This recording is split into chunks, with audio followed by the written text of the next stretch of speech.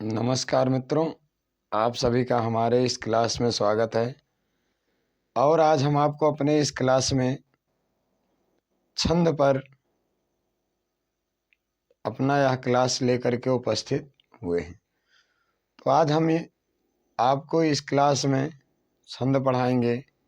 इसके पहले की क्लास में हमने आपको अलंकार पढ़ाया है और आज उसी में हम एक नया विषय प्रकरण छंद लेकर के उपस्थित हुए हैं। तो छंद का शाब्दिक अर्थ ही होता है बंधन। पहले इसके हम परिभाषा देखेंगे और इसका शाब्दिक अर्थ देखेंगे और छंद का प्रथम प्रमाण कहाँ मिलता है, किसके द्वारा प्रमाणित किया जाता है, उसको भी हम देखेंगे। तो आइए पहले हम देखते हैं छंद शब्द का अर्थ या छंद शब्द की व्युत्पत्ति क्या है। ठीक, तो आज हम इस क्लास में देख रहे हैं और पेज नंबर 1 है। इसमें हम देख रहे हैं छंद।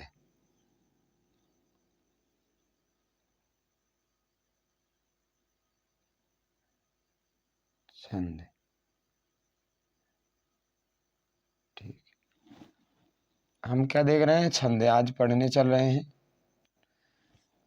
अब इसकी व्युत्पत्ति कहाँ हुई है, इसको हम देखते हैं। इसकी व्युत्पत्ति कैसे हुई है, मतलब छंद जो है, छंद की व्युत्पत्ति कैसे हुई है, इसको पहले हम देखते हैं कि छंद की व्युत्पत्ति कैसे हुई। अब यहाँ पर व्युत्पत्ति पहले हम देखते हैं, मतलब उत्पत्ति कह लीजिए या व्युत्पत्ति कह लीजिए। व्युत्पत्ति यानी छंद की व्युत्पत्ति कैसे हुई है। ठीक, अब देखिए छंद शब्द, छंद शब्द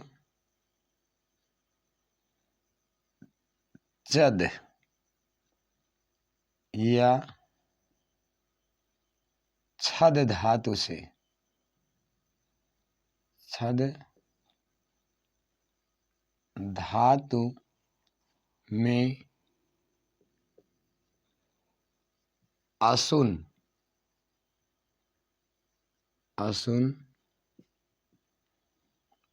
प्रत्यय के योग से बना है, के योग से बना है, के योग से क्या है, बना है, जिसका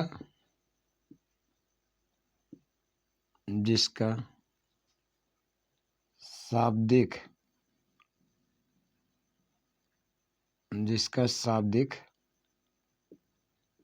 अर्थ है, जिसका शाब्दिक अर्थ है नियमबद्ध आच्छादित करना, नियमबद्ध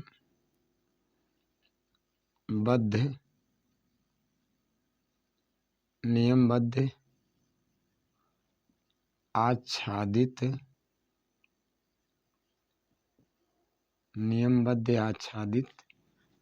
करना।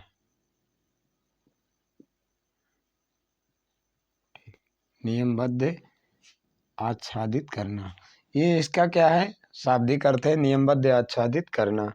यानी देखिए छंद शब्द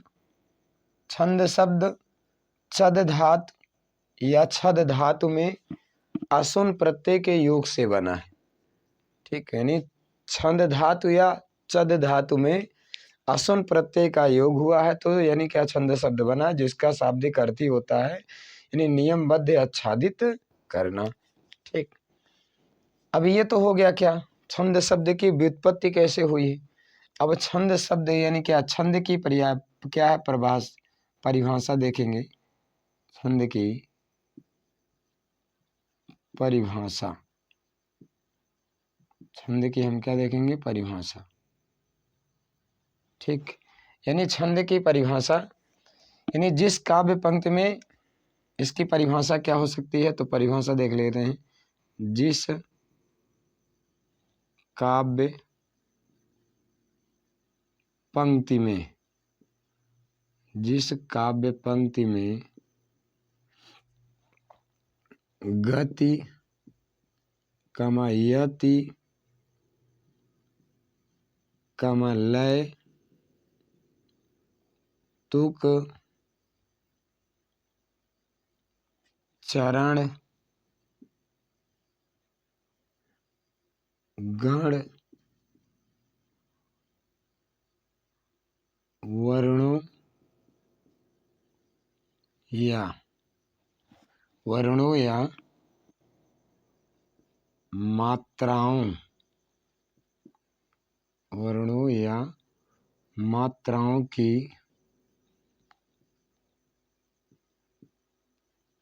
मात्राओं की संख्या आदि का ध्यान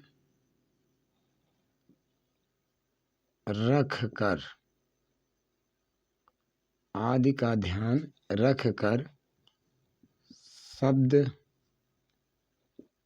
योजना की जाती है उसे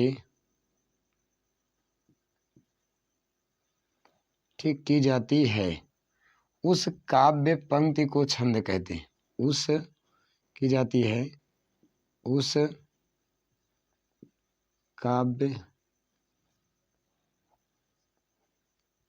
उस काव्य पंक्ति को छंद कहते हैं। उस काव्य पंक्ति को क्या कहते हैं? छंद कहते हैं। ठीक, यानी छंद की परिभाषा क्या है? देखिए, इसको एक बार और रिपीट कर लेते हैं। छंद की परिभाषा है जिस काव्य पंक्ति में गति यति लय तुक चरण गण वर्णों या मात्राओं का मतलब लघु और गुरु मात्राओं की संख्या आदि का ध्यान रखकर शब्द योजना की जाती है, मतलब शब्द की योजना बनाई जाती है। यानी उस काव्य पंक्ति को क्या कहते हैं? छंद कहते हैं। ठीक, अब हम छंद शब्द का प्रथम उल्लेख देख लेते हैं, कहाँ मिलता है। ठीक, अब यानी छंद शब्द का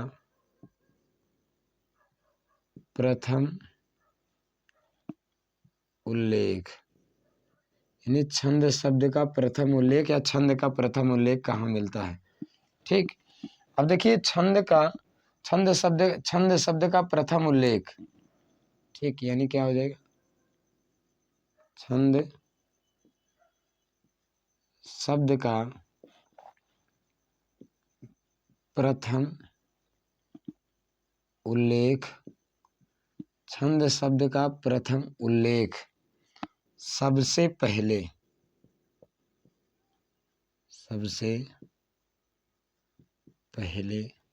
छंद शब्द का उल्लेख सबसे पहले ऋग्वेद के 10म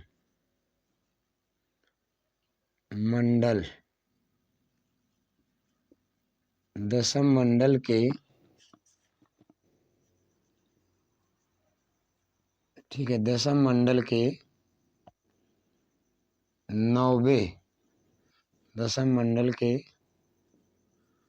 9वें सूक्त,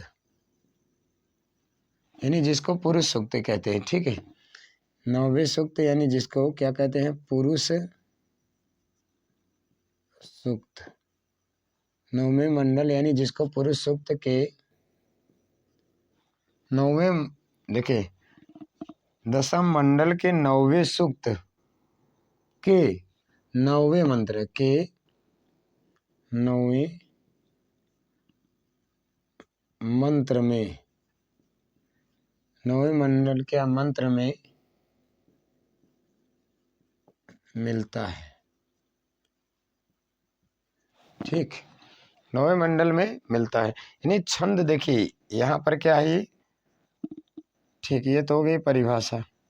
छंद शब्द का प्रथम उल्लेख, मतलब छंद शब्द का जो पहला उल्लेख है, पहली बार प्रयोग, ठीक है, ऋग्वेद के 9वें मंडल के 9वें सूक्त, मतलब यानी यहाँ पर क्या है, ओ सॉरी, 10वें मंडल के, मतलब ऋग्वेद के 10वें मंडल के 9वें सूक्त में, जिसे पुरुष सूक्त के नाम से जाना जाता है, और उस सूक्त के 9वें मंत्र के में छंद शब्द का पहला प्रयोग मिलता है। आप सीधे वैसे समझ लो, छंद शब्द का पहला प्रयोग ऋग्वेद के 10वें मंडल के, यानी जिसका नाम पुरुष सूक्त है, और क्या 10वें मंडल के 9वें सूक्त जिसका नाम पुरुष सूक्त के ही 9वें मंत्र में छंद शब्द का पहला उल्लेख मिलता है।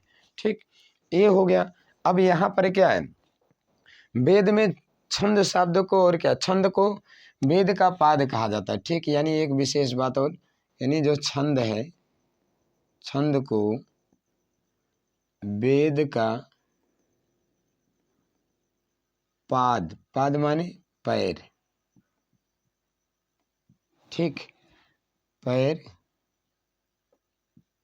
कहा जाता है। यानी छंद को क्या है, वेद का पाद कहा जाता है, यानी वेद का पैर कहा जाता है। ठीक है, छंद शब्द को। तो ये तो हो गया क्या, यानी ये छंद के परिचय काल में, यानी छंद शब्द की व्युत्पत्ति, उसकी परिभाषा और उसका प्रथम उल्लेख, यानी हम कह लीजिए छंद शब्द का, यानी छंद का परिचय क्लास ये चल रहा है, तो इसमें हम पहला पेज देख रहे हैं। इसको एक बार रिपीट करते हैं।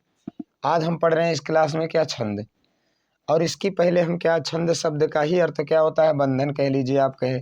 ठीक, अब यहाँ पर क्या है, व्युत्पत्ति छंद की हम देखते हैं कैसे हुई है, यानी इसकी उत्पत्ति कैसे हुई।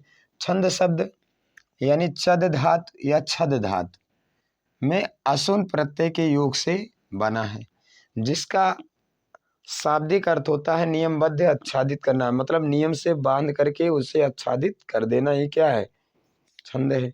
ठीक, उसके बाद परिभाषा हम देखें यहाँ पर, यानी क्या है अगली परिभाषा, जिस काव्य पंक्ति में गति, यति, लय, तुक, चरण, गण, वर्णों या मात्राओं की संख्या आदि का ध्यान रखकर शब्द योजना की जाती है, उस काव्य पंक्ति को क्या कहते हैं, उस काव्य पंक्ति को छंद कहते हैं। ठीक, अब छंद शब्द का प्रथम उल्लेख, मतलब छंद शब्द का पहला उल्लेख, छंद शब्द का प्रथम उल्लेख ऋग्वेद के 10वें मंडल के 9वें सूक्त के 9वें मंत्र में, यानी क्या है, मिलता है छंद शब्द का पहला प्रयोग। ठीक, तो यहाँ पर है, और छंद को ही यानी वेद का पाद कहते हैं, पाद माने पैर कहते हैं। ठीक है, तो ये तो हो गया क्या, छंद शब्द का। यानी अब हम अगले पेज में देखेंगे छंद के जनक किसे कहा जाता है, यानी छंद शब्द के जनक कौन है। ठीक, तो इसको हम दूसरे पेज में देख रहे हैं कि छंद के जनक कौन है। ठीक, और यदि आपको हमारा क्लास पसंद आ रहा है और समझ में आ रहा है, तो आप हमारे चैनल को सब्सक्राइब करें, लाइक करें, तथा उस चैनल के बेल आइकन बटन को भी दबाएं, जिससे कि हमारे द्वारा अपलोड की गई वीडियो का नोटिफिकेशन आप तक पहुंच सके और आप उसको आसानी से लाभ उठा सकें। तो अब हम देखेंगे यानी छंद शब्द के जनक कौन है, मतलब छंद जो शब्द है, यानी इसकी प्रथम उल्लेख तो ऋग्वेद के 10वें मंडल के 9वें सूक्त में मिला। अब उसी में हम देखेंगे कि छंद के जनक कौन है। ठीक, यानी छंद जो शब्द है उसके जनक कौन है। अब हम देखेंगे छंद के जनक। ठीक, पेज नंबर 2 है, और इस पेज नंबर 2 में हम देखेंगे छंद के जनक, यानी छंद के जनक कौन है। ठीक, अब देखिए छंद के दो जनक, दो रूपों में जनक माने जाते हैं, एक वैदिक जनक और एक लौकिक जनक।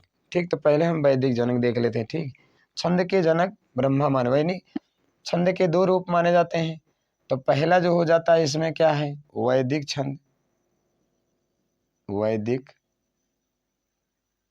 ठीक है, यानी वैदिक छंद।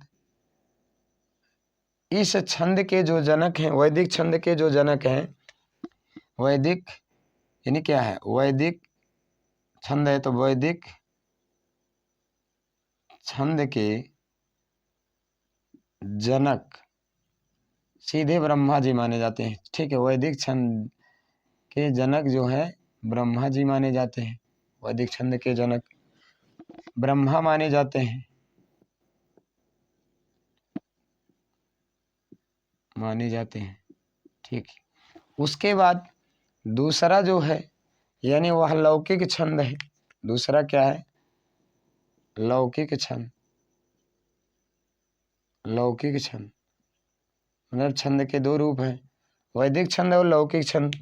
लौकिक छंद के, इस छंद के जनक जो हैं वो यानी क्या है, लौकिक छंद के जनक। ठीक, यानी लौकिक छंद के जनक, लौकिक छंद के जनक जो है वह पिंगल मुनि माने जाते हैं। कौन, पिंगल मुनि, पिंगल मुनि माने जाते हैं, यानी पिंगल मुनि माने जाते हैं। ठीक, और इन पिंगल मुनि का जो समय काल है, यानी इनका जो समय काल, समय जो है वह है 700 ईसा पूर्व। ठीक, और इनकी जो रचना है, पिंगल मुनि की रचना जो है छंदः शास्त्र। ठीक है, यानी इनकी रचना क्या है, छंदः शास्त्र, ये इनकी रचना है। ठीक, छंदः शास्त्र इनकी क्या है, रचना है। और पिंगल मुनि के नाम पर छंद को पिंगल यानी क्या, इन्हीं के नाम पर, ठीक है, पिंगल मुनि के नाम पर, पिंगल मुनि के नाम पर छंद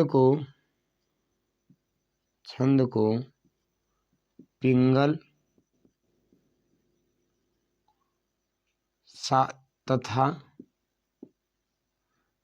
छंद शास्त्र, पिंगल शास्त्र कह लीजिए या छंद शास्त्र के नाम से जाना जाता है, के नाम से क्या है, जाना जाता है, यानी पिंगल शास्त्र के नाम से भी जाना जाता है। छंद शास्त्र को मतलब छंद शास्त्र को, यहाँ पर थोड़ा मिस हो गया, इसको हम देख लेते हैं। यानी क्या है, पिंगल छंद को पिंगल तथा छंद शास्त्र के, ठीक है, यानी छंद शास्त्र को, यानी के नहीं को, ठीक है, छंद शास्त्र को पिंगल शास्त्र, छंद शास्त्र को पिंगल शास्त्र के नाम से भी जाना जाता है। ठीक, यानी छंद शास्त्र को क्या, पिंगल के नाम से भी जाना जाता है। यानी ये पेज नंबर 2 है और इसमें हम देख रहे हैं छंद के जनक। तो छंद के यहाँ पर 2 जनक माने जाते हैं, एक ब्रह्मा माने जाते हैं, यानी जो वैदिक छंद है उसके जनक कौन माने जाते हैं, उसके ब्रह्मा माने जाते हैं। लौकिक छंद जो है उसके जो जनक हैं वह पिंगल मुनि माने जाते हैं। और इनकी रचना जो है यानी छंदः शास्त्र है जो 700 ईसा पूर्व के लगभग है। और इन्हीं यानी पिंगल मुनि की यानी जो छंद शास्त्र है उसी को पिंगल शास्त्र के भी नाम से जाना जाता है। ये तो हो गया क्या, छंद शास्त्र के जनक हो गए। अब हम छंद के अंग देखेंगे, यानी इसी पेज में ही हम देखेंगे क्या, छंद के अंग। उसके बाद उस छंद के अंगों की हम व्याख्या देख लेंगे थे। अब हम देखते क्या है छंद के अंग। देखिए छंद के कोई निश्चित अंग नहीं है, ठीक, छंद के कोई निश्चित अंग नहीं, लेकिन यहाँ पर हम छंद के कुछ विशेष अंगों को देख लेते हैं, ठीक। यानी छंद के कौन कौन से अंग हैं इनके केवल हम नाम यहाँ पर देखेंगे और अगले पेज में हम इनकी यानी जैसे छंद के यानी छंद का पहला अंग है कौन, गति। दूसरा अंग कौन सा है, यति है। तीसरा अंग कौन सा है, उसी क्रम में लय। चौथा अंग कौन सा है, चौथा जो है तुक। और पांचवा अंग कौन सा है, पांचवा अंग है चरण। उसी क्रम में छठा यानी वर्ण है। और सातवां जो है, सातवां मात्रा। और आठवां जो है वह है क्या, आठवां जो है वह है गण, ठीक। तो ये क्या हो गए, ये छंद के क्या हो गए, अंग हो गए। यानी छंद के इस तरह 8 अंग हो सकते हैं या छंद के 8 अंग हैं, ठीक। कौन कौन से, गति, देखिए गति, यति, लय, तुक, चरण, ठीक। यानी क्या है, लय, तुक, चरण, वर्ण, मात्रा, गण, ये सब क्या हो गए, छंद के अंग हो गए। अब हम अगले पेज में इन्हीं छंद के अरणों क्या है, यानी छंद के अंगों की हम यानी विवेचना पढ़ेंगे कि छंद के अंग हैं क्या। यानी वो छंद यानी लय क्या है, यति क्या है, तुक क्या है, चरण क्या है, वर्ण क्या है, मात्रा क्या है, गण क्या है। यानी इनको हम अगले पेज में देखेंगे, पेज नंबर 3 में उनको हम देख लेते हैं एक एक को, ठीक। अब इसको हम पेज नंबर 3 पर एक एक अंगों को देखेंगे, यानी विवेचन के रूप में हम देखेंगे, यानी कि कहते क्यों हैं और ये कहाँ पर पाए जाते हैं छंद में, ठीक।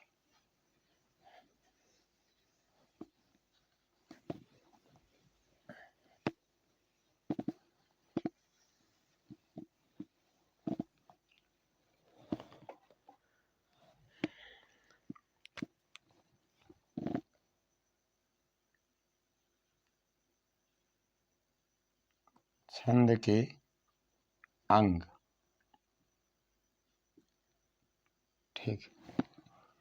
अब छंद के अंग क्या हैं, वैसे तो काव्य शास्त्र में इनकी संख्या 8 है, ठीक। छंद के अंग 8।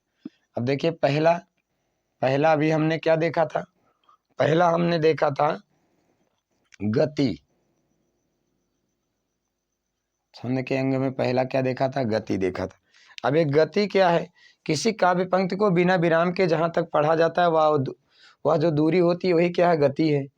यानी क्या है, किसी, ठीक, यानी किसी काव्य पंक्ति को,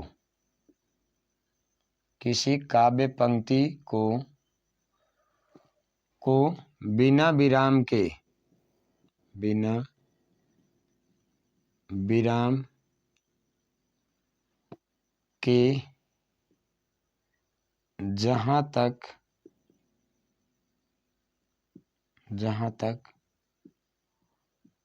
पढ़ा जाता है, जहां तक पढ़ा जाता है वह दूरी, वह दूरी गति कहलाती है। वह दूरी क्या है, गति कहलाती है या उसे गति कहते हैं, ठीक। यानी उसे क्या कहते हैं, गति कहते हैं। और गति की को प्रवाह भी कहते हैं। और इसी को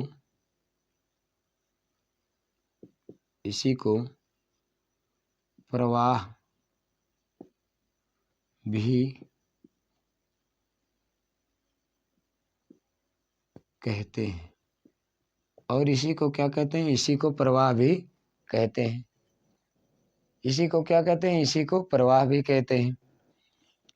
अब देखिए, जैसे मैं आपको बता दे रहा हूँ, जैसे आप समझ लो पहले, जैसे मेरी भव बाधा, ठीक, मेरी भव बाधा हरौ राधा नागरी सोई। अब यहाँ पर देखिए, यहाँ यानी क्या, ये जैसे यहाँ से लेकर के यहाँ तक बिना क्या है, विराम के पढ़ लिया गया। तो यानी यहाँ से लेकर के यहाँ तक बिना विराम के यहाँ तक पढ़ लिया गया, तो यही क्या है? यही है गति। इसी को क्या कहते हैं? गति। राधा नागर सोए, ये भी क्या है? गति है। इसी को कहते हैं गति। मतलब किसी भी काव्य पंक्ति को जहाँ तक विराम, यानी क्या, जहाँ से प्रारंभ किया जाए और विराम तक जहाँ तक पढ़ा जाए, उसके बीच की जो दूरी है वही क्या है? गति है। ठीक, तो इसी को क्या कहते हैं? गति कहते हैं। ठीक, ये हो गई क्या? गति। अब अगला देखिए उसी क्रम में, यानी दूसरा क्या है? ये तो गति हो गया। अब दूसरा यानी जो अंग है वह क्या है?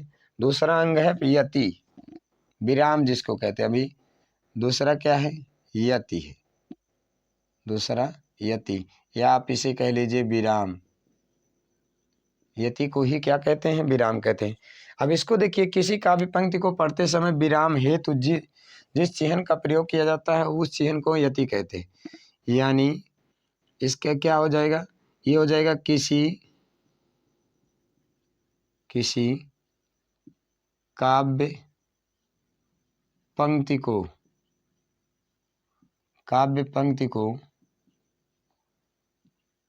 पढ़ते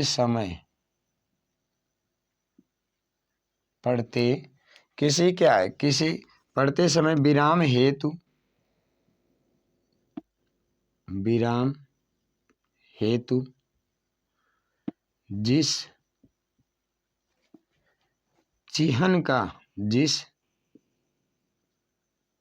जिस चिह्न का प्रयोग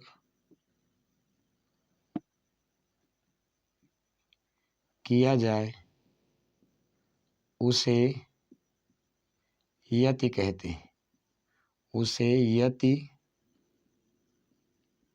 कहते हैं। ठीक, यानी क्या, किसी काव्य पंक्ति को पढ़ते समय विराम हेतु जिस चिह्न का प्रयोग किया जाए वही क्या है? वही क्या है? गति है। ठीक, और यह है क्या है? यह वही यति है। और यति 3 प्रकार के होते हैं। ठीक है, यानी यति के प्रकार आप समझ लीजिए। यति के प्रकार कितने होते हैं? तो यति के 3 रूप होते हैं। ठीक, इसको भी समझ लो थोड़ा शार्ट में। यानी पहला जो होता है वो क्या? अर्धयति कहते हैं। इसे कहते हैं अर्धयति। अर्धयति का जो चिन्ह है उसका चिन्ह ये है। ठीक, जिसे अल्प विराम चिन्ह कहते हैं, अर्ध विराम चिन्ह कहते हैं। उसके बाद दूसरा जो होता है वह क्या? पूर्ण यति है। पूर्ण यति का मतलब एक दंड क्या है? पूर्ण यति का चिन्ह 1 है। उसके बाद क्या है? परिपूर्ण यति। अब परिपूर्ण यति क्या है? परिपूर्ण यति का मतलब दो विराम क्या पूर्ण चिन्ह लग जाते हैं। देखिए, पूर्ण यति का मतलब 1 विराम चिन्ह और परिपूर्ण यति का मतलब 2 विराम चिन्ह, मतलब 2 साथ में। ठीक, अब देखिए इसको थोड़ा समझ लीजिए। अर्ध यानी यति का चिन्ह विषम चरणों के अंत में, मतलब इसका जो प्रयोग होता है, इसका प्रयोग होता है विषम चरणों के अंत में। इसका जो प्रयोग होता है विषम चरणों के अंत में होता है। और पूर्ण यति का जो प्रयोग होता है सम चरणों के अंत में होता है। मतलब इसका जो प्रयोग होता है वह होता है सम चरणों के अंत में। इसका प्रयोग होता है समचरण। मतलब विषम चरण का मतलब छंद में, यानी क्या है? प्रथम प्लस तृतीय चरण, प्रथम प्लस तृतीय चरण। समचरण का मतलब यानी क्या, द्वितीय प्लस चतुर्थ चरण, ये हो गया क्या, समचरण। और ये हो गया विषम चरण। और परिपूर्ण यति छंद की समाप्ति पर, यानी परिपूर्ण यति क्या है, जब छंद पूर्ण रूप से समाप्त हो जाए, छंद की समाप्ति पर, ठीक है, यानी क्या, छंद की समाप्ति पर इस चिन्ह का प्रयोग होता है। ठीक, कौन सा, परिपूर्ण, मतलब ये दोनों चिन्ह। ठीक है, तो ये तो हो गया क्या, यति तीन प्रकार की, कौन कौन सी, यानी यति तीन प्रकार के होते हैं, कौन, अर्ध यति, पूर्ण यति, परिपूर्ण यति। यानी क्या, विषम चरण के अंत में कौन सा चिन्ह लगता है, विषम चरण के अंत में लगता है अर्ध यति चिन्ह। और सम चरण के अंत में कौन सा चिन्ह लगता है, पूर्ण यति चिन्ह लगता है। और यानी क्या, छंद के चारों चरण पूर्ण हो जाने पर कौन सा चिन्ह लगता है, तो छंद के चारों चरण पूर्ण हो जाने पर परिपूर्ण यति चिन्ह का प्रयोग होता है। ठीक, तो ये तो हो गया क्या, यति। अब हम अगले पेज में देखते हैं। ठीक, यानी क्या, ये तो पेज नंबर 3 था। पेज नंबर 3 पर हम देख रहे थे क्या, गति देखे, यति देखे। ठीक, अब हम अगले यानी क्या देखते हैं, अगले में लय देखेंगे और तुक देखें। अगले पेज में देख रहे हैं क्या, लय और तुक देख रहे हैं। ठीक,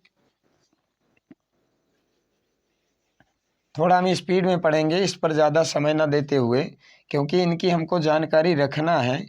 बल्कि अगले में हम यानी जब छंद पढ़ने लगेंगे तो उसमें हमको क्लियर हो जाएगा। और इस यानी यति कहाँ है, गति कहाँ है, लय कहाँ है, तुक कहाँ है। ठीक, तो इसको अब हम उसी क्रम में, छंद के ही अंग के क्रम में दो देख चुके हैं, तीसरा हम देखेंगे। और हमको लगभग 8वां देखना है, और ये पेज नंबर 4 है। पेज नंबर 4 पर अब हम देखेंगे क्या, यानी तीसरे अंग के रूप में देखेंगे लय। लय क्या है, गाने का जो सुर होता है, यानी क्या है, किसी पंक्ति का जो उतार चढ़ाव होता है वही क्या है, लय है। यानी किसी पंक्ति को कहने के लिए या प्रस्तुत करने के लिए जो उतार चढ़ाव होता है उसी को क्या कहते हैं, उसी को लय कहते हैं। तो इसको थोड़ा परिभाषित कर लेते हैं। यानी क्या, स्वरों के उतार चढ़ाव को लय कहते हैं। स्वरों के उतार, स्वरों के उतार चढ़ाव को लय कहते हैं। स्वरों का जो उतार चढ़ाव होता है उसी को क्या कहते हैं, उसी को लय कहते हैं। ठीक, यानी जब स्वरों का उतार चढ़ाव हो जाता है तो इसी को लय कहते हैं। और इसका प्रयोग अधिकतर मुक्त छंदों के लिए महत्वपूर्ण होता है। यानी इस लय का जो प्रयोग होता है, इसका प्रयोग जो होता है वह मुक्त छंद के लिए, यानी क्या, मुक्त छंद के लिए, छंद के लिए महत्वपूर्ण होता है। ठीक, इसका प्रयोग जो है, यानी जो मुक्तक छंद होता है, यानी निराला जी का संपूर्ण साहित्य मुक्तक छंद पर ही आधारित है, तो उसमें लय की विशेष आवश्यकता होती है, किसमें, मुक्त छंद में। ठीक, अब हम देखेंगे क्या है, ये तो हो गया। और ये भी जान लीजिए, यानी क्या है, लय की, यानी क्या है, लय का प्रयोग होने पर छंद में ग्राह्यता आ जाती है, गंभीरता आ जाती है। ठीक, अब देखिए अगला जो है, यानी ये तो तीसरा था।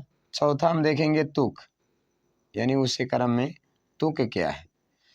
तुक का मतलब क्या है, जिस शब्द का, यानी क्या है, जिस शब्द, यानी विषम चरण के जिस शब्द का अंत हो रहा है उसी अंत में आपस में अक्षरों का मेल।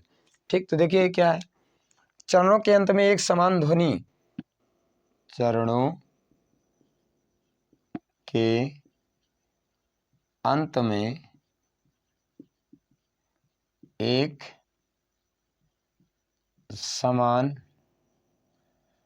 ध्वनि।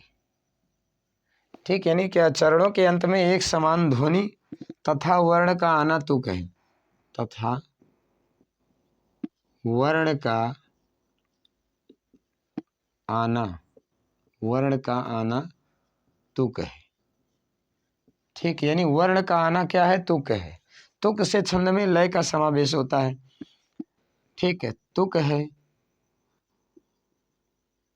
और तुक से छंद में लय का समावेश होता है, समावेश होता है। ठीक है, यानी क्या छंद के अंग हो गए, यानी क्या चार चरणों के अंत में एक समान ध्वनि का होना क्या है, तुक है।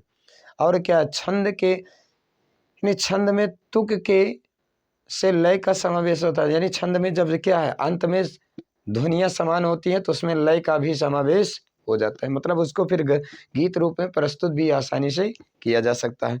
उसके बाद अगला जो है यानी पांचवा जो है, पांचवा कौन सा था, यानी क्या पांचवा जो हो जाएगा वह है चरण। चरण का मतलब पंक्तियां। ठीक, चरण का क्या है, छंद का चतुर्थ अंश चरण कहलाता है, यानी क्या है छंद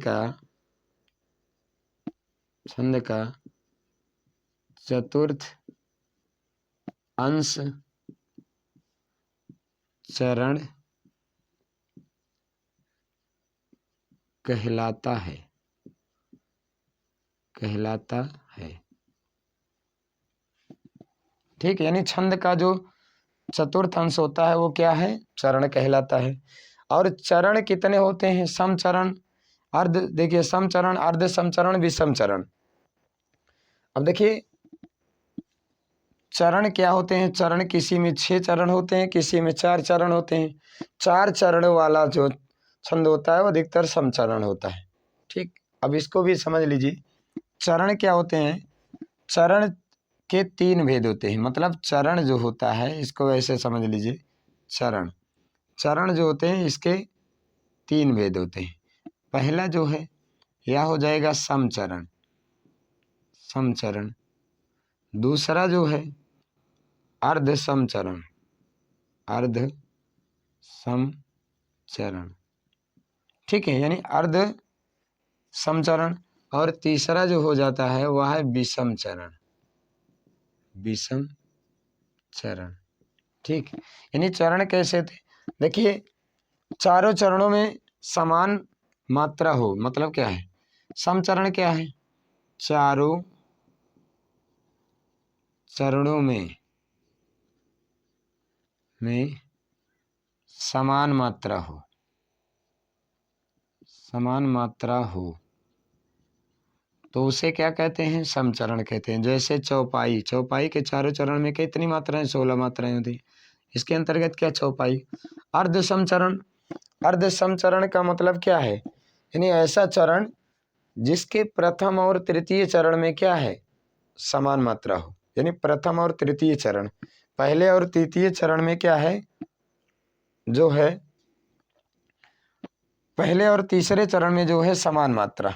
ठीक, यानी क्या जिस छंद के पहले और तृतीय और द्वितीय और चौथे चरण में मात्रा वर्णों के विषम, यानी क्या है, जैसे इसमें क्या हो जाएगा, इसमें पहले प्लस तृतीय चरण में क्या हो जाती है, समान मात्राएं होती हैं। ठीक, यानी क्या समान होती हैं, समान मात्रा होती है। और इसमें विषम चरण में क्या होता है, यानी 4 चरणों के बाद, यानी 4 चरणों के बाद जो 6 चरणों वाला छंद आता है उससे सदैव क्या विषम चरण ही मानते हैं। जैसे कुंडलियां छंद, यानी उसमें 6 चरण है तो 6 चरणों वाले छंद को विषम चरण मानते हैं। ठीक, चाहे उसमें मात्रा समान ही क्यों ना हो।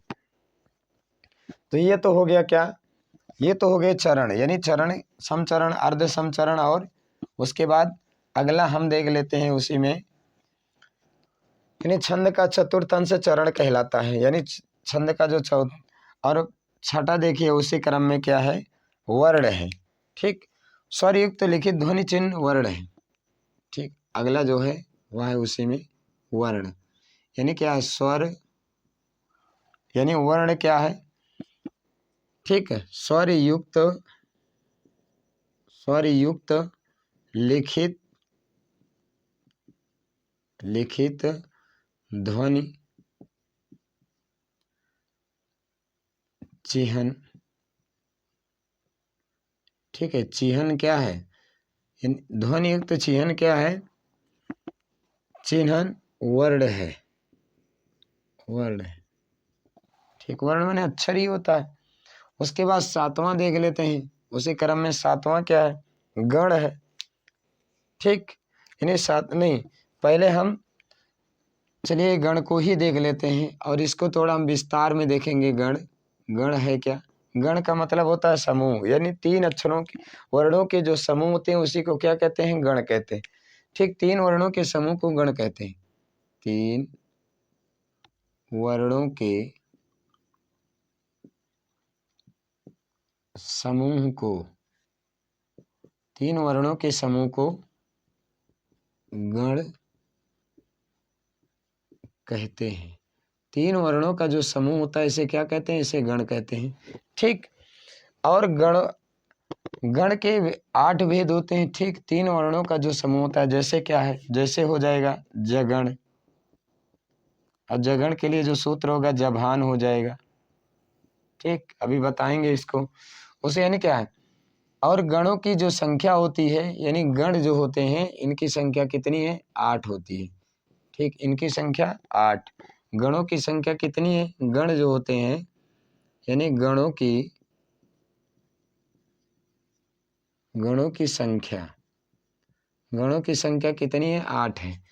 ठीक, और इसके लिए एक सूत्र का प्रयोग होता है। वह सूत्र है क्या? या माता राज भान सलगा। इस सूत्र के आधार पर 8 गणों की पहचान की जाती है। आप यह कह लीजिए गणों का ही सूत्र है। निम्न के सूत्र के माध्यम से गणों की पहचान की जाती है। अब इसको हम अगले पेज में देखेंगे। ठीक, ये तो पेज नंबर 4 था, जिस पर हमने क्या अंगों को देखा? क्या? लय, स्वरों से के उतार चढ़ाव को लय कहते हैं और लय मुक्तक छंद के लिए महत्वपूर्ण माना जाता है। तुक क्या है? चरणों के अंत में समान ध्वनियों का होना ही क्या है? तुक है। छंद, चरण क्या है? छंद का चतुर्थांश, मतलब छंद का जो चतुर्थांश होता है वही क्या है? चरण है। और चरण कितने होते हैं? 3 होते हैं। कौन कौन से? समचरण, अर्ध समचरण और विषम चरण। ठीक, यानी जिसके चारों चरण क्या समान होते हैं उसे समचरण, जिसका पहला दूसरा यानी पहला और तीसरा समान होता है उसे अर्ध समचरण, यानी क्या और दूसरा और चतुर्थ समान होता है उसे अर्धसम, और जिसमें यानी वह छंद जिसमें 4 चरण से अधिक 6 चरण होते हैं उसे सदैव विषम चरण ही माना जाता है। ठीक, तो ये तो हो गया। उसके बाद अब हम अगले पेज में, यानी वर्ण क्या है? स्वर युक्त लिखित ध्वनि को यानी चिन्ह जो होता है उसे वर्ण कहते हैं। गण क्या है? 3 वर्णों के समूह को गण कहते हैं। और गणों की संख्या क्या है? 8 होती है। और गणों को ज्ञात करने का जो सूत्र है वह या माता राजभान सलगा। इसको हम अगले पेज पर देखते हैं। ठीक, और यदि आपको हमारा यह पढ़ाया समझ में आ रहा तो आप हमारे चैनल ज्ञान गुरु हिंदी 97 को सब्सक्राइब कर लीजिए, लाइक भी करिए, और तथा उस पर जो पढ़ाया गया है उसे मनोरंजन के तौर पर या ज्ञान के लिए, मनोरंजन के तौर पर ज्ञान के लिए आप आसानी से पढ़ते रहिए। ठीक, तो आइए हम अगले पेज में देखेंगे, यानी गणों की पहचान कैसे हम करते हैं, यानी गण कौन है और उस गण के लिए जो सूत्र बना है वह कितना सार्थक है। ठीक, अब है पेज नंबर 5। Page number 5। अब पेज नंबर 5 में यानी क्या गण हम देख रहे थे, क्या उसी क्रम में देख रहे थे क्या? गण। ठीक, गण देख रहे हैं। अब गण देख रहे हैं तो गण के लिए हमको सूत्र यानी क्या? सूत्र के आधार पर देखेंगे। सूत्र कौन सा है? सूत्र के आधार पर गण की पहचान, सूत्र के आधार पर गण की पहचान। ठीक, अब वह सूत्र कौन सा है? सूत्र के आधार पर गण की पहचान, सूत्र कौन सा है? सूत्र है या माता राज भान सलगा, ये सूत्र है। ठीक, एक ही सूत्र है, या माता राजभान सलगा। इस सूत्र के आधार पर हम क्या देखेंगे? गण की पहचान करेंगे। अब देखिए इसमें हम कई कॉलम बनाएंगे। पहले देखिए गण का नाम, गण का नाम। ठीक, उसके बाद सूत्र क्या बनेगा? और उसके बाद फिर क्या है, मात्राओं का क्रम क्या है, मात्राओं का क्रम। ठीक, उसके बाद मात्राओं की संख्या क्या है, संख्या क्या है, और उदाहरण कौन सा हो सकता है, उदाहरण। ठीक, उदाहरण भी साथ में देखते चलेंगे। अब देखिए सूत्र को हम देखेंगे। पहला जो गण है वह है क्या, देखिए आप पहले समझ लो, सूत्र में जैसे एक शब्द है गण, और इसका पहला अक्षर ले लेंगे तो हो जाएगा क्या, यह गण। और जैसे देखिए एक अक्षर, दो और तीन, उसी प्रकार हम सूत्र में तीन अक्षर लेंगे तो क्या हो जाएगा, या माता। ठीक, तो यहाँ पर एक गण बना हमारा, पहला जो गण बना वह क्या है, यह गण। ठीक, और इसके लिए जो सूत्र बनेगा वह बनेगा क्या, या माता। यानी यहाँ पर देखिए तीन का समूह बना। और इसमें देखिए पहला लघु, दूसरा गुरु, क्योंकि माँ परा की मात्रा है तो गुरु, और ता परा की मात्रा है तो गुरु। ठीक, और इसको टोटल कर लेंगे, दो दो चार और एक पाँच, तो इनकी संख्या कितनी हो गई, पाँच। उदाहरण कौन सा हो सकता है, उदाहरण में जैसे रख लीजिए आप यशोदा, यशोदा। ठीक, यहाँ पर क्या है, यशोदा। उसके बाद दूसरा गण क्या हो सकता है, अब यानी जो गण बन जाता है उसे हम छोड़ देते हैं, उसके बाद का अक्षर लेते हैं। अब यह बन गया तो उसके बाद बना क्या, बचा क्या, माँ। तो माँ का यानी माँ के साथ गण जोड़ेंगे तो हो जाएगा क्या, मगण, यानी क्या हो जाएगा, मगण। ठीक, अब इसके लिए यानी या के बाद से ले लेंगे तीन अक्षर, तो यानी जैसे ये माँ लेंगे, ता लेंगे, रा लेंगे, तो यहाँ पर सूत्र हो जाएगा क्या, मातारा। यहाँ पर हो जाएगा मातारा। अब यहाँ पर तीनों में आ की मात्रा है तो यहाँ पर क्या, तीनों गुरु हो जाएगा, और इसकी संख्या क्या हो जाएगी, ये हो जाएगी 6। ठीक, और इसके लिए जो सूत्र हम लेंगे क्या लेंगे, इसके लिए सूत्र हो जाएगा क्या, पांचाली। ठीक है, क्या लेंगे, पांचाली, पांचाली। ठीक, अब यहाँ पर पांचाली, पा में मात्रा, चा में मात्रा और ला में मात्रा। ठीक, पांचाली हो गया। तीसरा हम देख लेते हैं उसी क्रम में। अब माँ बन गया तो बचा क्या, ता। उसके बाद कौन सा अक्षर आया, ता। ता के साथ गण जोड़े तो हो गया तगण, और इसके लिए भी सूत्र क्या हो जाएगा, ताराज।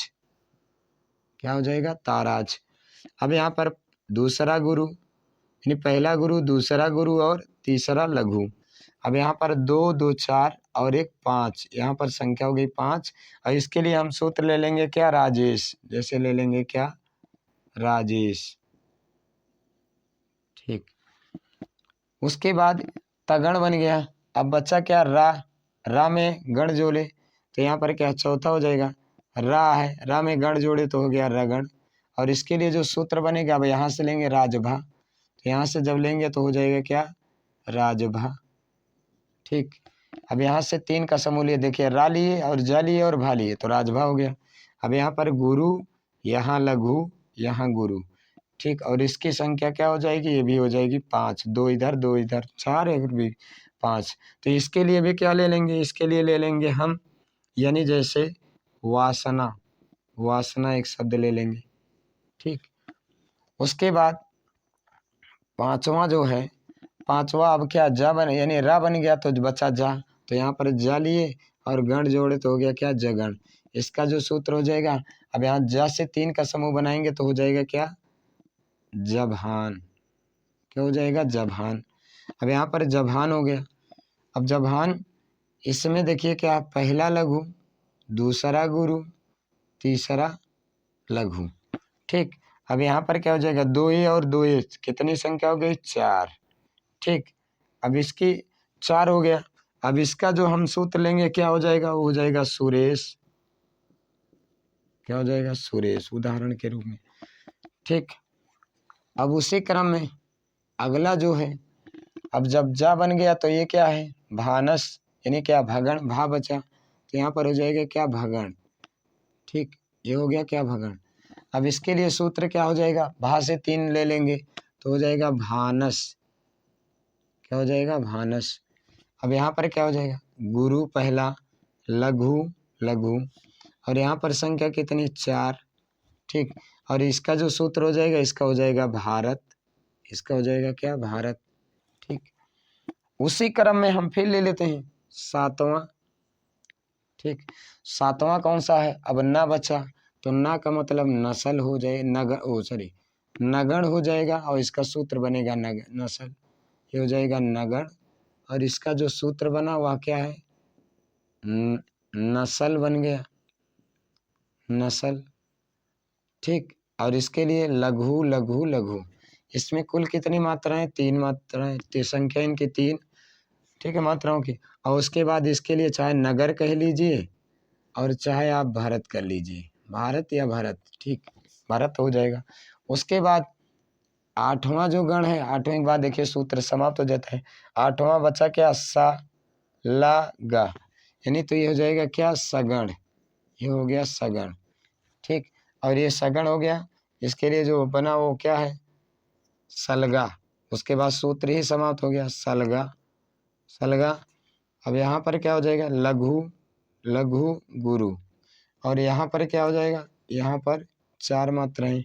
अब इसके लिए जो क्या है, अगर आप उदाहरण लेंगे तो सरला ले लीजिए, सरला। ठीक, और अंत में बचा क्या? ला और गा। देखिए ला, अंत में ला बचा तो ला का मतलब क्या हो जाएगा? ला है तो ला का मतलब क्या हो गया? लघु, लघु बन गया। और गा का मतलब जो है गा, और इसका मतलब क्या है? गुरु। ठीक, इसका मतलब गुरु और इसका मतलब लघु। ठीक, तो ये तो हो गया क्या? ये हो गया गण की पहचान। ठीक है, यानी छंद के 8 जो अंग हैं उनमें गण पढ़ रहे थे। और क्या गण की संख्या क्या है? गण क्या है? 3 अक्षरों के समूह को गण कहते हैं। और इसकी संख्या कितनी होती है? 8 होती है। और इसका जो सूत्र है ज्ञात करने का वह है या माता राजभान सलगा। ठीक, और या माता राजभान सलगा का जो सूत्र है उसका पहला अक्षर लेकर के या गण, दूसरा अक्षर लेके मगण। ठीक, तो इसी क्रम में हम गण बनाते चले जाते हैं और उसी सूत्र के 3 अक्षरों को हम समूह में रख लेते हैं तो ये जो सूत्र बन जाता है। उसके बाद उनके अंतर्गत जो मात्राएं आती हैं उसको हम, यानी एक बार इसको हम समझ लेते हैं। अब हम पढ़ रहे हैं गण और सूत्र इसका या माता राजभान सलगा। ठीक, पहला क्या है? यगण है। ठीक, पहला क्या है? यगण। दूसरा क्या है? मगण। तीसरा क्या है? तगण, रगण, जगण, भगण, नगण, सगण। या गण का सूत्र बनेगा क्या? या माता, मगण का मातारा, तगण का ताराज, रगण का राजभा, जगण का जभान, मगण का भानस और नगण का नस्ल, सगण का सलगा। अब देखिए या माता राज में पहला लघु है, दूसरा यहीं पर लगा के देख लेते हैं हम। पहले देखिए पहला लघु, दूसरा गुरु और ये गुरु। ठीक, तो यहाँ पर भी देखिए गुरु, यहाँ पर भी क्लियर कर लेते हैं। गुरु गुरु गुरु गुरु गुरु क्या है? लघु, यहाँ पर लघु, गुरु लघु गुरु, लघु गुरु लघु, गुरु लघु लघु, लघु लघु लघु, लघु गुरु लघु लघु गुरु। अब मिला लीजिए, क्लियर हो जाएगा। उसके बाद इनको हम टोटल कर लीजिए, यानी गुरु जो है 2 संख्या बताता है, लघु जो है 1 संख्या बताता है। तो यानी दोनों में 2 और 2 कितना? 4 और 1 5, तो यहाँ पर 5 संख्या हो गई। मातारा में 6 और तगण में 5, रगण में 5, जगण में 4 और भगण में 4, नगण में 3 और सगण में 5, यानी 4। तो ये तो हो गया क्या? ये तो हमने पढ़ा क्या है? गण की पहचान का सूत्र, और गणों को निकाल करके सूत्र के आधार पर उसके लिए कौन कौन से उदाहरण बन सकते हैं उसको हमने पढ़ा। अब एक अंग बच रहा है, वह है मात्रा। मात्रा को हम अगले पेज में देख रहे हैं कि मात्रा है क्या। ठीक, अगले पेज में हम देख रहे हैं मात्रा क्या है। ठीक, पेज नंबर 5 में। तो ये तो था क्या? गण। उसके बाद हम यानी देखेंगे कि मात्रा क्या है और छंद में कहाँ लघु होता है, कहाँ पर गुरु होता है, उसको भी हम इसी में देख लेंगे। यानी कहाँ पर लघु की मात्रा लगेगी और कहाँ पर गुरु की मात्रा लगेगी, इसको भी इसी पेज में देख करके उसके बाद हम यानी छंद के भेद देखते हैं। और फिर उसके बाद उन्हीं छंदों का हम यानी विस्तारित रूप देखेंगे कि कौन कौन से छंद हैं। अब देखिए हम देखते हैं मात्रा, यानी क्या, छंद के अंग के क्रम में, छंद के अंग हम देख रहे थे, और उसमें जो अंतिम है 8वां जो बचा है वह है मात्रा। वह क्या है? मात्रा। अब ये मात्रा क्या है? वर्ण। देखिए वर्ण के उच्चारण में लगने वाला समय मात्रा कहलाता है। मतलब वर्ण के उच्चारण में, वर्ण के उच्चारण में, ठीक, ये मार्कर नहीं सही चल रहा है, यानी वर्ण के उच्चारण में लगने वाला समय मात्रा कहलाता है। वर्ण के उच्चारण में लगने वाला जो समय होता है वो क्या है? मात्रा कहलाता है। यानी वर्णों के उच्चारण में जो समय लगता है उसी को क्या कहते हैं? उसी को मात्रा कहते हैं। और छंद में मात्राएं दो प्रकार की होती हैं, लघु मात्रा, एक होती है गुरु मात्रा। ठीक। अब यानी क्या है? मात्रा के प्रकार, मात्रा के भेद। ठीक, मात्रा के भेद। अब मात्रा के दो भेद होते हैं। पहला हो जाता है, ठीक, पहला जो होता है वह है लघु मात्रा, लघु मात्रा। और दूसरा जो है वह है गुरु मात्रा, गुरु मात्रा। अब लघु मात्रा का जो चिन्ह है वह एक पाई होता है, और गुरु मात्रा का जो चिन्ह है वह अवग्रह का आ होता है। ठीक। अब ये लघु मात्राएं कहाँ कहाँ होती हैं इनको भी हम देख लेते हैं। जैसे छोटा आ, छोटी ई, छोटा ऊ, री। ठीक। उसके बाद चंद बिंदु, उसके बाद क्या है? चंद बिंदु। ठीक, ये चंद बिंदु का मतलब जैसे ये चंद बिंदु। ठीक, ऐसे अक्षर आ जाएं या उन अक्षरों पर ये क्या है, चाहे ये मूल रूप में आए और चाहे अपनी मात्राओं के रूप में आए, तो वहां पर सदैव कौन सी मात्रा लगेगी? वहां पर सदैव यानी लघु मात्रा लगेगी। ठीक। चाहे क्या है, चाहे छोटा आ जाए मूल रूप में, या छोटी आ जाए क्या है मूल रूप में, या ऊ आ जाए मूल रूप में, या री आ जाए मूल रूप में, तो यहाँ पर सदैव कौन सी मात्रा लगेगी? यहाँ पर सदैव एक। जैसे यानी चाहे अपनी मात्रा, चाहे ऐसे मात्राओं के रूप में आ जाए, चाहे ये मात्रा के रूप में आ जाए, चाहे ये मात्रा के, तो यहाँ पर क्या हो जाएगा? ये सब सदैव। ठीक। उसके बाद गुरु की मात्रा कहाँ होती है? तो गुरु की मात्रा जैसे बड़ा आ,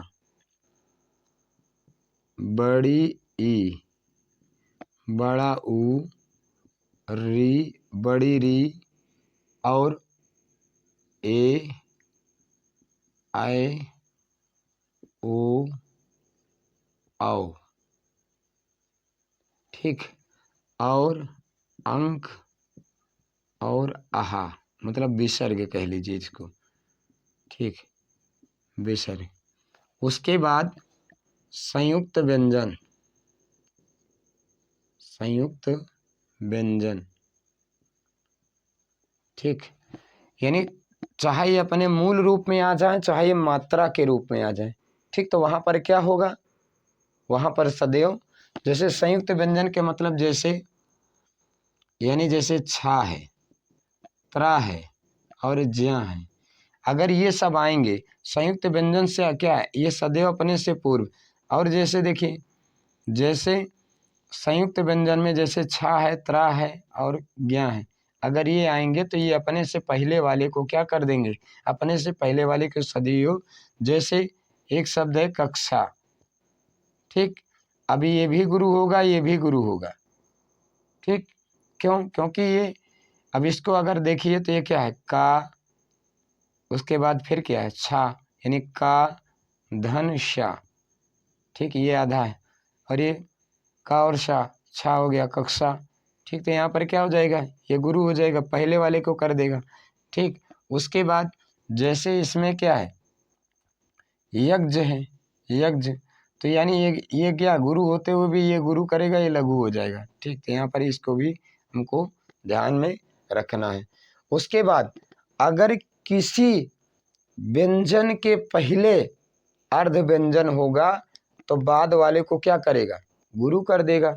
और उसके पहले होगा यानी क्या बाद में होगा तो पहले वो क्या है, जैसे आप समझ लीजिए इसको, जैसे एक शब्द है राजस्थान, राजस्थान, अगर ये गुरु होगा ये लघु होगा, लेकिन अगर इसके बाद है तो ये वाला गुरु हो जाएगा। ठीक, ये हो जाएगा गुरु और ये हो जाएगा लघु, ये गुरु और ये लघु, और इसके लिए कोई नहीं लगेगा। ठीक, क्यों, अगर जैसे दोनों यानी क्या आयन अर्ध व्यंजन की अगर सिरा रेख एक हो, सिरों की रेखा अगर एक होती है और बीच में कोई अर्ध व्यंजन होता है तो अपने पहले वाले को करता है।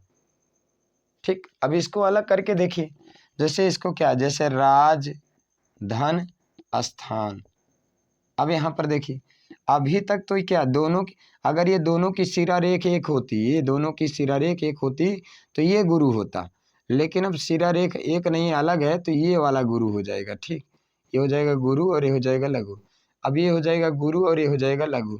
अगर यही हट जाए प्लस हट के और दोनों की सिरा रेख एक हो जाए तो ये गुरु ना, ये तो गुरु है पाई है इसमें आ की मात्रा, ये भी गुरु हो जाएगा, तो ये अपने से पहले वाले को कर देगा। अगर दोनों की सिरा रेख एक हो जाती है, दोनों को एक यानी रेखाओं में जोड़ दिया जाता है, तो बीच में अगर आएगा कोई अर्ध स्वर तो यानी अर्ध व्यंजन आ जाएगा तो वह अपने से पहले वाले को, अगर पहले रहेगा तो बाद वाले को। ठीक, समझ में आ गया। तो ये तो था क्या है, यानी ये थे जो है छंद के अंग। अब हम अगले पेज में देखेंगे यानी छंद की यानी आ रहे होते हैं, ये तो हो गया क्या, छंद के भेद हो गए, यानी छंद के अंग हो गए। अब हम देखेंगे छंद के अगले पेज में क्या देखेंगे, छंद के प्रकार देखेंगे कि छंद कितने प्रकार के होते हैं, व्याकरणिक आधार पर और काव्य शास्त्रीय आधार पर। यानी व्याकरणिक आधार पर छंद के 2 प्रकार होते हैं और व्याकरणीय शास्त्र के आधार पर छंद के 3 भेद होते हैं। लेकिन हम यहाँ पर पहले देखेंगे क्या है, व्याकरणिक आधार पर छंद के प्रकार। अब देखिए छंद के भेद हम देख रहे हैं क्या है, छंद के भेद। ठीक, क्या देख रहे हैं, छंद के भेद, छंद के भेद देख रहे हैं। अब देखिए छंद के कितने भेद होते हैं, तो छंद के मूलतः 2 भेद होते हैं। ठीक, छंद के मूलतः 2 भेद होते हैं। नंबर 1 क्या है, नंबर हो जाता है एक मात्रिक छंद, कौन सा, मात्रिक छंद। और दूसरा कौन सा है, दूसरा जो है वह है वर्णिक छंद, वर्णिक छंद, दूसरा वर्णिक छंद और पहला मात्रिक छंद। अब देखिए जिन छंदों की गणना मात्राओं के आधार पर की जाए वो कौन से हैं, मात्रिक छंद है। इसको ऐसे समझ लो, यानी इसकी परिभाषा भी हम समझ लेते हैं मात्रिक छंद की। उसके बाद इसके अंतर्गत कौन कौन से छंद आते हैं उनको हम देखेंगे। वह छंद जिनमें मात्राओं की संख्या को ध्यान में रखकर शब्द योजना की जाती है, वह छंद जिनमें मात्राओं की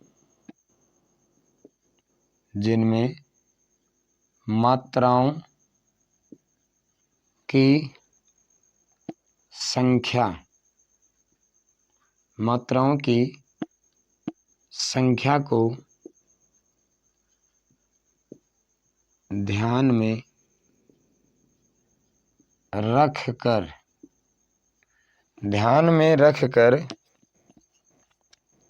ध्यान में रखकर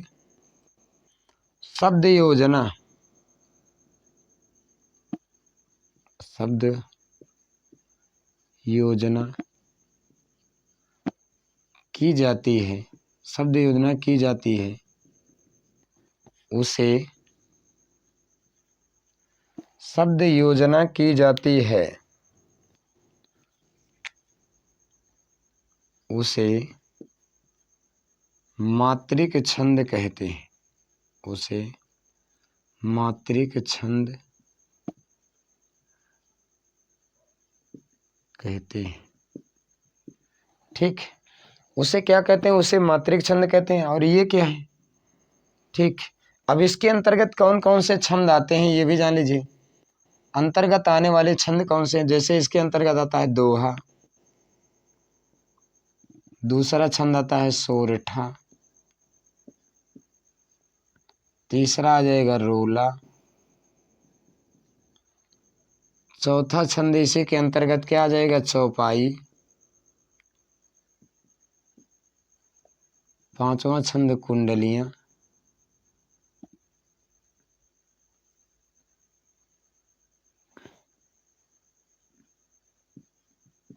कुंडलियां, छठा इसी के अंतर्गत आ जाएगा क्या? उल्लाला, उल्लाला, सातवां आ जाएगा हरि गीतिका या चलो छप्पय, उसके बाद सातवां आ जाए, आठवां आ जाएगा हरि गीतिका, हरि गीतिका, उसी क्रम में अगला नौवां आ जाएगा वरवय, वरवय, और उसी क्रम में आ जाएगा 10वां जो छंद हो जाएगा वह कौन सा है? यानी 10वां हो जाएगा क्या? गीतिका। एक छंद है गीतिका, हर गीतिका अलग है और गीतिका अलग है। अब उसी क्रम में अगला हम देख लेते हैं, यानी अगला छंद, यानी जो मात्रिक छंद है, वर्णिक छंद है। वर्णिक छंद कौन सा है? यानी वह छंद जिनमें वर्णों की संख्या को ध्यान में रख करके, मतलब वह छंद जिनमें वर्णों की संख्या को ध्यान में रख करके यानी शब्द योजना की जाती है, उसे क्या कहते हैं? उसे कहते हैं वर्णिक छंद। यानी वह छंद जिनमें वर्णों की संख्या को ध्यान में रख करके शब्द योजना की जाती है, उसे क्या कहते हैं? उसे वर्णिक छंद कहते हैं। ठीक, थोड़ा मार्कर में सही भर लेते हैं, उसके बाद फिर देखते हैं। यानी आप वैसे ही समझ लीजिए कि वह छंद जिनमें वर्णों की संख्या को ध्यान में रख करके शब्द योजना की जाए, उसे क्या कहते हैं? उसे कहते हैं वर्णिक छंद। ठीक, अवर्णिक छंदों के लिए यानी आपको यगड़ मगड़ तगड़ की आवश्यकता होती है। ठीक,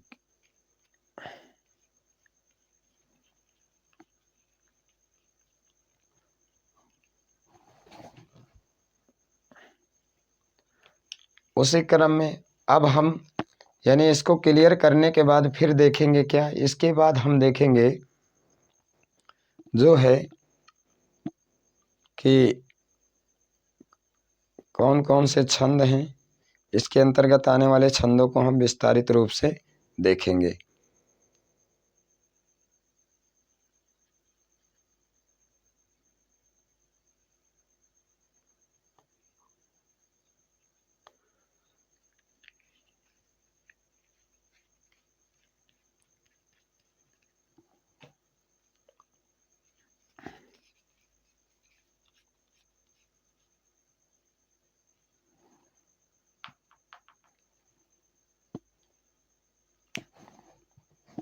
आइए अब हम देखते हैं वर्णिक छंद क्या है।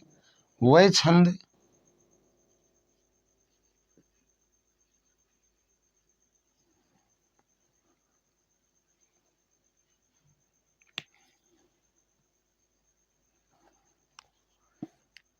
इसमें देखिए वह छंद जिनमें वर्णों को ध्यान में रख कर, ठीक है, शब्द योजना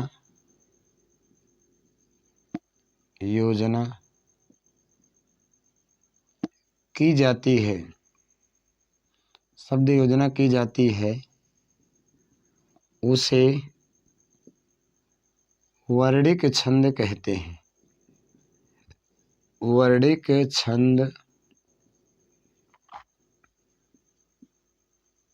कहते हैं। ठीक, अब इसके अंतर्गत कौन कौन से छंद आते हैं? तो यानी इसके अंतर्गत जैसे आ जाता है, जैसे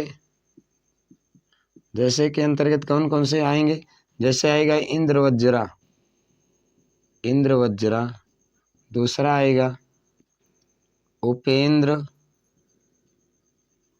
वज्रा, इंद्र वज्रा, उपेंद्र वज्रा। तीसरा आएगा बसंत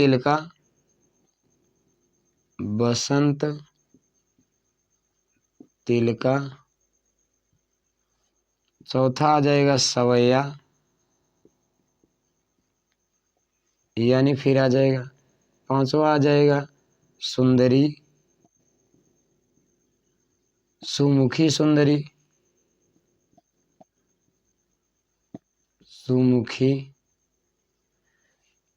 और सातवां आ जाएगा कवित्र आदि। ये सब छंद क्या आ जाएंगे? ये सारे छंद आएंगे क्या? वर्णिक छंद। और ये पेज नंबर क्या था? ये पेज नंबर 6। पेज नंबर 6 पर हम क्या देख रहे हैं? पेज नंबर 6 पर देख रहे हैं छंद के भेद। और छंद के मूलतः कितने भेद? छंद के मूलतः 2 भेद। कौन कौन से? मात्रिक छंद, वर्णिक छंद। यानी वे छंद जिनमें मात्राओं को ध्यान में रख करके शब्द की योजना तैयार की जाती है या शब्द योजना की जाती है, उसे कहते हैं मात्रिक छंद। इसके अंतर्गत कौन? दोहा, सोरठा, रोला, कुंडलियां, उल्लाला, ठीक, और हर गीतिका, यानी जैसे छंद आते हैं। और उसके बाद अगला जो है दूसरा, वह है वर्णिक छंद है।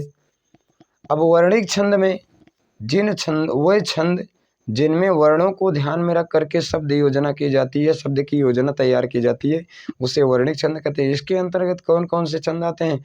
इंद्र वज्रा, उपेंद्र वज्रा, बसंत तिलका, भुजंग पर्याप्त, मालिनी, सुमुखी, सुंदरी सुमुखी, मतयंग जैसे छंद इसके अंतर्गत आते हैं। तो आज हमने इस क्लास में छंद का परिचय पढ़ा। छंद के जैसे छंद की व्युत्पत्ति क्या है, छंद की परिभाषा क्या है, छंद का उल्लेख कहाँ मिला, छंद के जनक कौन है, और छंद के अंग कौन कौन से होते हैं, और उन अंगों की क्या व्याख्या भी हमने पढ़ी है।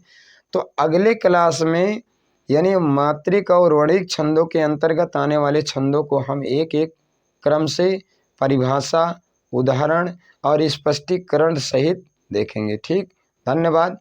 अगली क्लास में हम अपना क्लास दोहा छंद पर लेकर के उपस्थित होंगे। ठीक, धन्यवाद।